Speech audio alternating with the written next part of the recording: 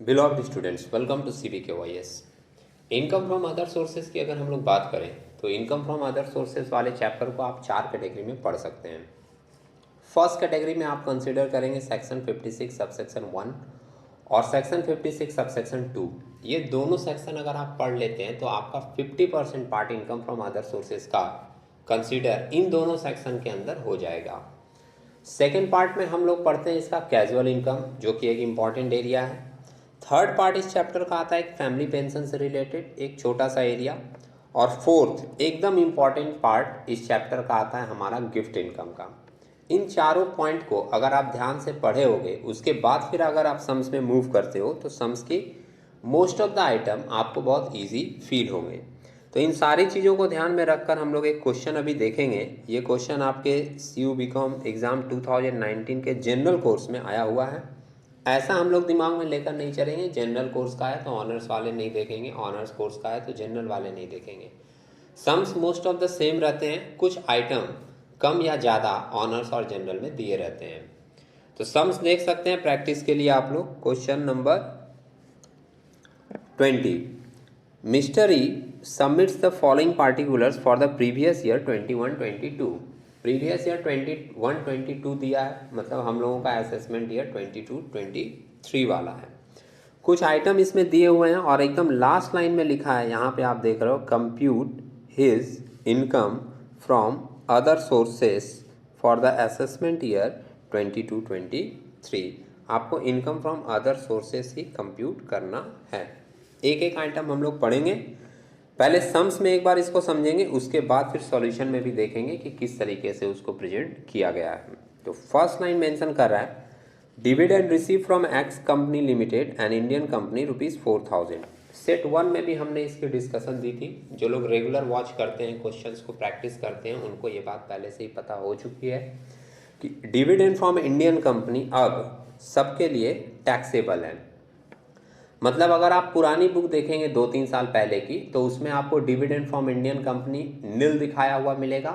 उस समय under section 10 subsection 34 Indian company से मिला हुआ डिविडेंड एग्जेम्प्ट होता था, मतलब छूट होता था, उस पर कोई इनकम की चार्जेबिलिटी नहीं होती थी, तो नील दिखाया हुआ रहता था। लेकिन अब 1/4/2020 के बाद डिविडेंड फ्रॉम इंडियन कंपनी को हम लोग इनकम के रूप में ट्रीट करते हैं और उसको इनकम फ्रॉम अदर सोर्सेज में दिखाते हैं। दूसरा पॉइंट लिखा है फैमिली पेंशन रिसीव ₹36,000। तो फैमिली पेंशन भी आएगा हमारा इनकम फ्रॉम अदर सोर्सेज में, लेकिन फैमिली पेंशन से हम लोगों को कुछ छूट मिलता है। कितने का छूट मिलता है? जितना फैमिली पेंशन आप रिसीव किए हो उसका 1/3 वैल्यू निकालोगे। जैसे कि 36,000 है, 36,000 का आप 1/3 निकालोगे तो आएगा 12,000, ये एक वैल्यू मिलेगा। और दूसरा इनकम टैक्स के द्वारा फिक्स किया हुआ एक वैल्यू है, जिसको हम लोग टैक्स की भाषा में बोलते हैं स्टेटूटरी अमाउंट। स्टेटूटरी अमाउंट है आपका 15,000।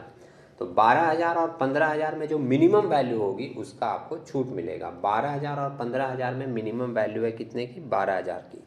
तो 36,000 में 12,000 का आपको छूट मिल जाएगा और जो एक्स्ट्रा पार्ट होगा 24,000 वो आपका टैक्सेबल इनकम के रूप में ट्रीट किया जाएगा। थर्ड पॉइंट आप सम्स में देखोगे लिखा है विनिंग फ्रॉम हॉर्स रेसेस 13,200 और इसमें लिखा है expenses incurred for the same 2,000। तो आप ध्यान रखिएगा, अगर आप कैजुअल इनकम पढ़कर आए हैं तो winning from horse races casual income के अंदर आता है और कैजुअल इनकम का ट्रीटमेंट बोलता है कि नो एग्जेम्पशन डिडक्शन और any kind of expenses deduct from casual income. मतलब कैजुअल इनकम से आप किसी भी तरीके का कोई भी इनकम माइनस, कोई भी एक्सपेंस, कोई भी डिडक्शन, कोई भी एग्जेम्पशन माइनस नहीं कर सकते। तो रूल अगर आपके ध्यान में है तो आपको पता है कि जब हम लोग विनिंग फ्रॉम हॉर्स रेसेस दिखाएंगे तो उसमें ये 2,000 का एक्सपेंस हम लोग माइनस नहीं कर सकते।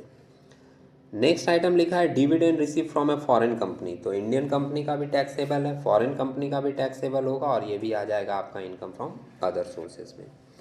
नेक्स्ट पॉइंट लिखा है winning from lottery after deduction of tax 30% 8,400। Set 1 में हम लोगों को जो इनकम दिया हुआ था उसमें भी हमने ये बात बताई थी कि विनिंग फ्रॉम लॉटरी एक कैजुअल इनकम है और कैजुअल इनकम के केस में रूल ये बोलता है कि आप नेट इनकम में नहीं दिखा सकते। आप जो इनकम दिखाएंगे वो एक ग्रॉस इनकम होना चाहिए। दैट मीन्स कि आपने जितना इनकम कमाया था वो पूरा इनकम आपको इनकम फ्रॉम अदर सोर्सेज में दिखाना होगा। यहाँ पर 8,400 जो वैल्यू दी हुई है वो 8,400 30% टैक्स काटने के बाद दी हुई है, मतलब ये नेट वैल्यू है। हम लोग इसको ग्रॉस में कन्वर्ट करेंगे और उसके बाद फिर इनकम में दिखाएंगे। क्वेश्चन ये होता है ग्रॉस में कैसे कन्वर्ट करेंगे, तो एक सिंपल सा थॉट है, आप सोच कर देख सकते हैं। 100 रुपया अगर आपने कमाया होगा तो 30 रुपया कट गया होगा, तो आपको मिला कितना होगा 70। दैट मीन्स कि ये 8,400 जो फिगर दी हुई है ये रिप्रेजेंट कर रहा है 70 का वैल्यू, और आपको चाहिए पूरा फुल वैल्यू। तो आप क्या करोगे, 8,400 को डिवाइड कर दोगे 70 से और मल्टीप्लाई कर दोगे 100 से, आपको फुल वैल्यू मिल जाएगा।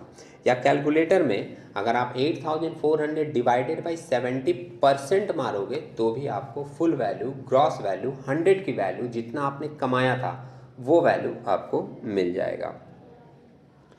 और लास्ट पॉइंट एक इसमें मेंशन कर रहा है, rent by way of letting plant and machinery along with a building, मतलब एक बिल्डिंग के साथ हमने प्लांट एंड मशीनरी भी लेट आउट कर दिया था। तो अगर हम लोग कोई भी एसेट्स किसी को भाड़े पर देकर इनकम कमाते हैं तो वो भी इनकम फ्रॉम अदर सोर्सेज में आता है, लेकिन उसका जो भी इनकम आएगा उसमें से वो सारे खर्चे जो उसके ऊपर हुए हैं वो माइनस किए जाएंगे। तो मेंशन इसमें कर रहा है ब्रैकेट में, cost of building is not separable, मतलब बिल्डिंग का प्राइस अलग नहीं किया है, इसके साथ ही वो इनकम लिया है कितने का, 18,000 का। 18,000 का इनकम है, कुछ खर्चे हुए हैं, जैसे खर्च के रूप में आपका दिया rent collection charges 250, insurance premium 1200, depreciation on building plant and machinery 4,500। तो ये जितने भी खर्चे हैं वो आपको 18,000 से माइनस कर देने होंगे, फिर जो नेट इनकम आएगा वो आपको इनकम फ्रॉम अदर सोर्सेज में दिखाना पड़ेगा। तो नीचे लिखे है कंप्यूट, अब सॉल्यूशन आप देख सकते हो इसका, आपका मैटर क्लियर होगा तो एक बार प्रेजेंटेशन भी देख लीजिए।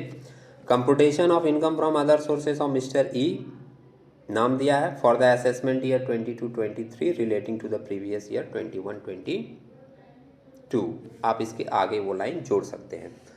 पार्टिकुलर्स और 3 अमाउंट का कॉलम कर दिया है, फर्स्ट 2 कॉलम डिटेल का रहेगा और एक फाइनल कॉलम रहेगा। फैमिली पेंशन ही सबसे पहले लिखा है, देख लीजिए 36,000 इसमें से लेस किया, क्या लेस किया है, minimum of the following 1/3 of such pension. 36,000 का 1/3 आप निकालोगे 12,000 आएगा। और जो बी नंबर पॉइंट लिख रहा है ना यहाँ पे 15,000, ये एक स्टेटूटरी अमाउंट है, as per rule income tax का फिक्स है 15,000। तो 12,000 और 15,000 में मिनिमम वैल्यू हुई 12,000, 36,000 में 12,000 माइनस करके आपका फाइनल फिगर दिखाया गया है बाहर कितना, 24,000। ये हो गया आपका इनकम। सराउंडिंग में आपको कुछ नॉइज भी मिल सकता है, उसको थोड़ा एडजस्ट करके चलेंगे हम लोग। आगे की पॉइंट देखें, dividend receive from Indian company already बता चुके हैं, टैक्सेबल है आप, तो दिखा दें यहाँ पे 4,000। Dividend receive from foreign company, ये भी टैक्सेबल है, तो दिखा दिया पूरा value 12,000। Winning from race horses, winning from race horses जो आपका दिया था सम्स में 13,200, वहाँ भी हमने कहा था कि इसके साथ कुछ एक्सपेंस है, लेकिन कैजुअल इनकम में आप कोई भी एक्सपेंस को माइनस नहीं कर सकते, इसलिए वो पूरा का पूरा वैल्यू दिखा दिया कितना, 13,200। इसके बाद लिखा है विनिंग फ्रॉम लॉटरी, आप देख रहे हो नेट वैल्यू सम्स में दिया था तो ग्रॉस में कन्वर्ट करके दिखाया, 8,400 डिवाइडेड बाई 70% आप कैलकुलेटर में मारोगे तो डायरेक्ट आपको फुल वैल्यू मिल जाएगा, कितना आ गया 12,000। मतलब 12,000 आप कमाए थे, लेकिन 30% उसका काट के TDS आपको नेट मिला था कितना, 8,400। नेक्स्ट लाइन मेंशन कर रहा है letting of plant and machinery with building, 18,000 का हम लोग लेट आउट किए हैं प्लांट एंड मशीनरी को, उसमें से खर्चे माइनस किए गए हैं एक्सपेंस को। Rent collection charges 250, insurance premium 1200 और डेप्रिसिएशन 4,500, ये तीनों को ऐड करके बाहर दिखा दिए हैं 5,950। और ये 5,950 18,000 में से माइनस करके नेट फिगर बाहर दिखाया गया है 12,050। और फिर ये फाइनल फिगर जो बाहर वाले कॉलम में है उन सबको ऐड करके टोटल वैल्यू आया है 77,250, इसको हम लोग नाम दे दिए इनकम फ्रॉम अदर सोर्सेज। तो उम्मीद है आप लोगों को ये कैलकुलेशन समझ में आई होगी।